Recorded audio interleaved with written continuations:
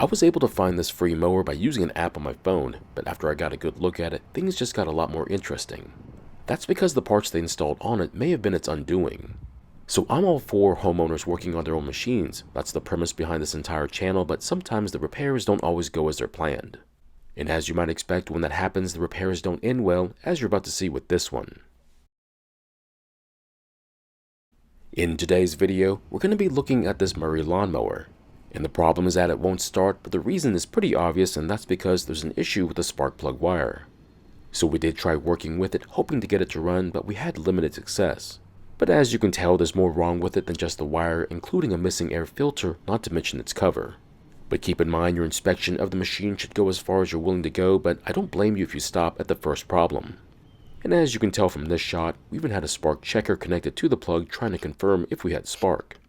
And just to let you know, in our testing there was no spark, but that's only half the story, as you'll see here in a bit. So another problem is a brake cable that doesn't work very well and will either need to be replaced, or we can try servicing it before we do. This one even has some corrosion on it, so it may not be savable, but we'll find out soon enough. One very important place we need to inspect is the underside of the mowing deck, and that's when we realize how badly this mower was taken care of. If you didn't know it, but cleaning the underside of the deck is like brushing your teeth. That's because if you don't do this, your deck will be destroyed by the buildup of grass and debris. Now you don't need to do this very often, maybe once or twice a year if you're really enthusiastic. But if you do, the deck won't rot away and it should last at least a decade, if not more. Now because we have a possible spark problem and the wire is missing the boot for the plug, it's pretty obvious that the ignition coil will need to be looked at. So I've seen plenty of missing boots before, and most times it's because someone was a lot stronger than they thought. But after getting the cover off the engine, this time it might be something a bit different. So this appears to be an aftermarket ignition coil, but I've never seen this kind before. It doesn't matter what it looks like just so long as it works, but it has to be at least compatible. Feel free to look up this part number, but I have a feeling that this is the wrong coil for this engine. The reason why is the way the coil doesn't fit the flywheel, which would lead me to think it's for a bigger flywheel, so the engine must be bigger too. If you don't believe me, you don't have to look much further than the left side of the coil. And as you can see, there's a huge gap between it and the flywheel, and I'm not able to get it any closer because of its design. My guess is that they were having a problem starting it and came to the conclusion that the coil was bad. They tried to order a new part, but unfortunately, I think they ordered the part based solely on how it looks and got the wrong one. Now we can't tell if the original coil was bad, but with the cable being sticky, I think it might be the real culprit. That's because when you close the brake handle, it not only releases the brake, but also activates the ignition system. And if you've seen some of my recent videos, if the brake cable is not working well, it could keep the engine from starting.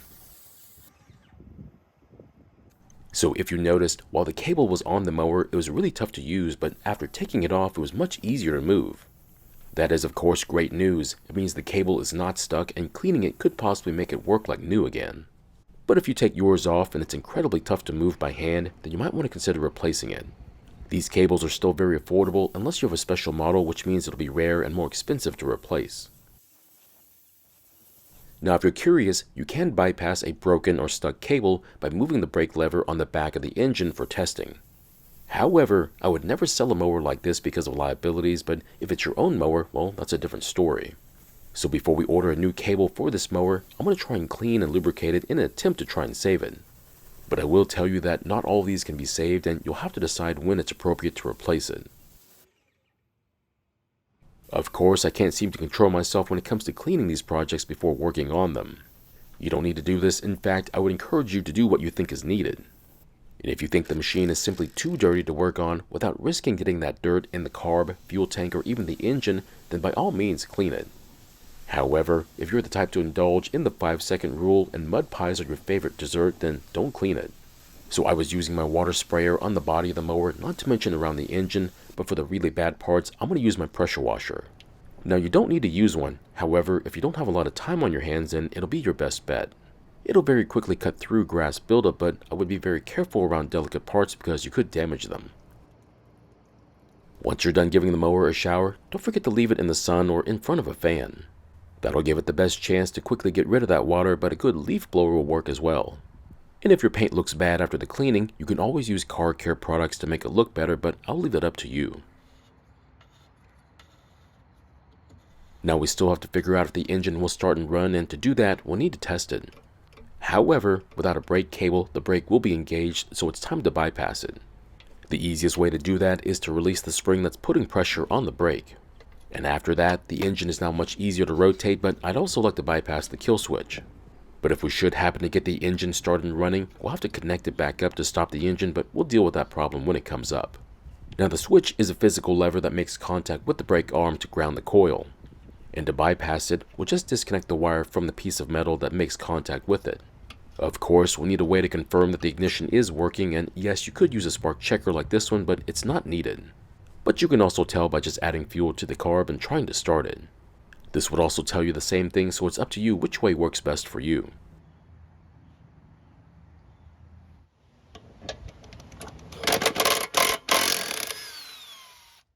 Don't forget to put the blade back on if you took yours off during the cleaning, because it acts like a counterweight for the engine. And don't worry, you will notice that something's off about the engine when you try and start it. Next, we'll try and start it, but with the cover off, we'll have to use a drill. This might be a good choice anyway, since we'll be able to spin it faster with it.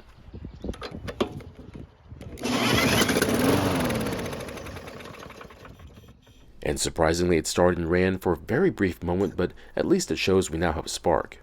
I am feeling a bit lucky, and I'm beginning to wonder if it might start and run after putting some gasoline into the fuel tank. And for this test run, we'll try priming the engine with the primer button on the airbox. Hopefully this works, because it'll mean less work for us.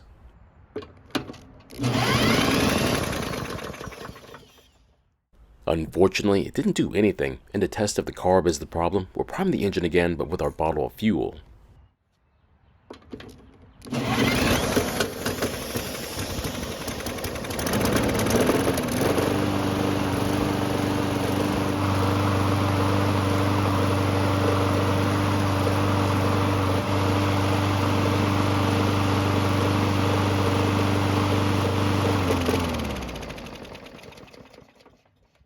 So it looks like the carb does work to some extent, but it doesn't seem to be priming the engine to allow it to start.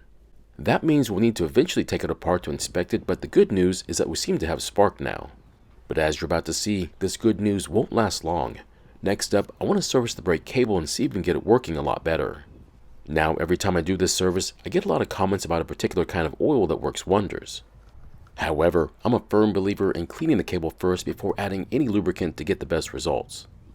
Of course, it's up to you if you just take the shortcut and add your lube to the cable, and to be honest, I've done it before too. However, after doing it that way for a long time, I've since changed this method, and I think the results speak for themselves.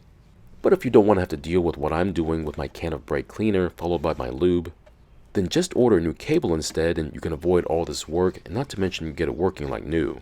But for a real cheapskate like me, I don't mind spending 10 to 20 minutes doing this. If, however, your time is worth a lot of money, then it might make more sense to just order the cable instead. But as you can see, after cleaning the cable with brake cleaner and then lubricating it, it now works 10 times better. To be honest, I didn't use much of the cleaner, about half a can at most, which equates to about $2, which is a fraction of the cost of a new cable. We also didn't use much of the lube either, but if I had to give it a value, I'd say it was less than $1 worth. We'll then lubricate the brake assembly, reconnect the spring and the wire that goes to the ground contact. However, we're not going to test the system just yet, and that's because I like to check the valve clearances first.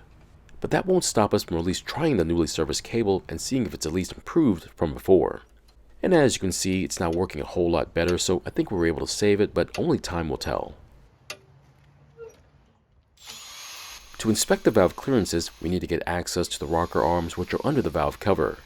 Now the clearances have to be within a certain range, and if they're out, either too small or too large, it could affect the engine in a bad way. After rotating the engine so that one arm is all the way down, we'll check the one that's up and loose. So I like to set my clearances to 5/1000ths of an inch, but I understand some might want to use a different value. We'll then take our feeler gauge and place it in the gap and make sure it fits and it's not too loose. However, the gauge is much too loose in the gap, and that means we'll need to adjust it. Now to adjust it, we need to hold the nut and turn the jam bolt in the middle.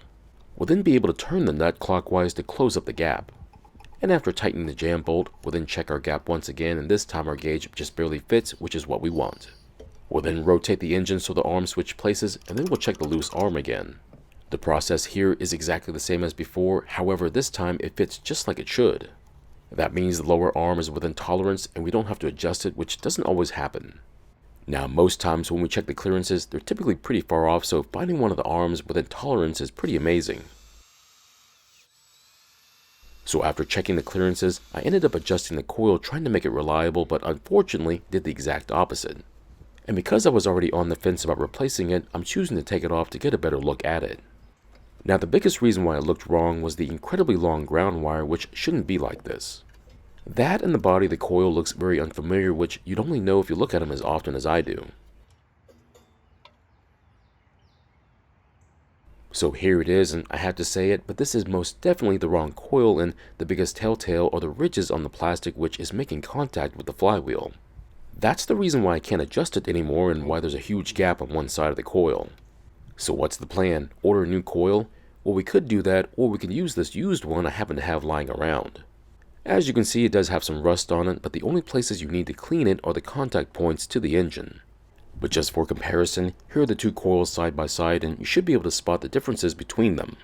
However, what's harder to tell is the size of the flywheel they're supposed to be used on, but the used one is the correct size. Now, I didn't show it, but when installing the coil, make sure to use a standard business card to set the air gap between the coil and the flywheel. And with the used coil installed, we'll test our newly serviced cable, prime the carb, and try starting it.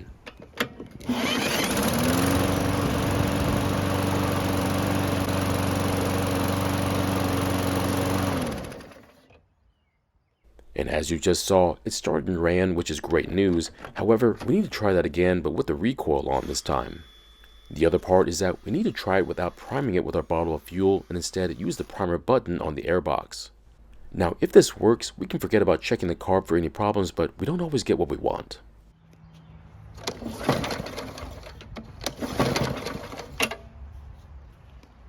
And that's going to be a no from the engine. That means we need to inspect the carb for any problems. But if you wanted to make this as painless as possible, you would just replace the carb, but that wouldn't be any fun. And besides that, these carbs are pretty easy to service and we'd save ourselves a ton of money, not to mention time, by cleaning it ourselves. It is unfortunate that we have to spend even more time on this mower. However, cleaning the carb won't take all day, just a few more minutes if all goes well, but then again, that doesn't happen as often as you want it to. That's alright though, we still need to order some parts for this project, but we'll see how that goes when they show up. So my question is, should we just order a $10 carb and save our time, or do it the fun way? Thank you for watching. I really do appreciate your time here. Please feel free to ask me any questions about this project or your own projects, and I'll see you next time.